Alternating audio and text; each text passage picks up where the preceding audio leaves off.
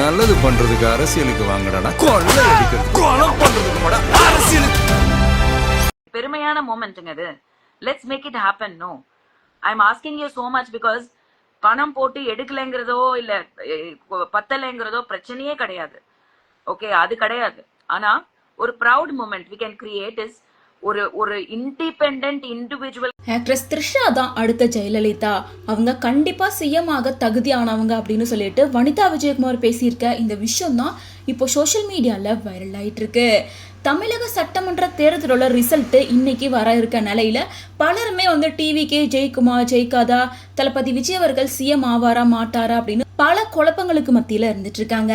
So இந்த நிலையில election result count பண்ற இந்த டைம்ல வனிதா விஜயகுமார் அடுத்த சிஎம்மா ஆகிறதுக்கான தகுதி த்ரிஷாக்கு இருக்கு அப்படின்னு சொன்னது பலருக்கும் ஆச்சரியத்தையும் அதிர்ச்சி ஏற்படுத்தியிருக்கு. ஆக்டர் விஜய் 2 தொகுதியில போட்டியிட காரணமே த்ரிஷா தான். அதாவது விஜய் பெரும்பான்மையோட வெற்றி பெறுவாரு. அவர் போட்டியிட 2 தொகுதியிலையுமே வெற்றி பெறுவாரு.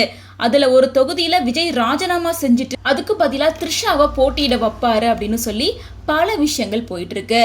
த்ரிஷா அதுக்கு தகுதியானவங்க தான். நல்லா படிச்சவங்க, நல்லா இங்கிலீஷ் பேசுறாங்க. ஜெயலலிதா போல சர்ச் பார்க் ஸ்கூல்ல தான் அவங்களும் படிச்சிருக்காங்க. நல்ல கேரக்டர், புத்திசாலி, மரியாதை தெரிஞ்சவங்க.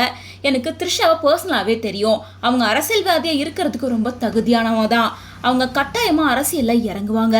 அதுல எனக்கு எந்த சந்தேகமும் கிடையாது. த்ரிஷா போன்ற பெண்கள் கண்டிப்பா அரசியலுக்கு வரணும். எல்லாருமே அவங்க 2 பேருக்கு இடையில இருக்க உறவை குறிச்சு விவாதங்களை விட்டுட்டு 2 பேருக்கு எந்த அளவுக்கு அறிவு திறமையும் இருக்கு அப்படிங்கிறத பாருங்க. ஒரு மனைவி, காதலி அப்படின்ற அடையாளம் மட்டுமே ஒரு பொண்ணுக்கு கிடையாது.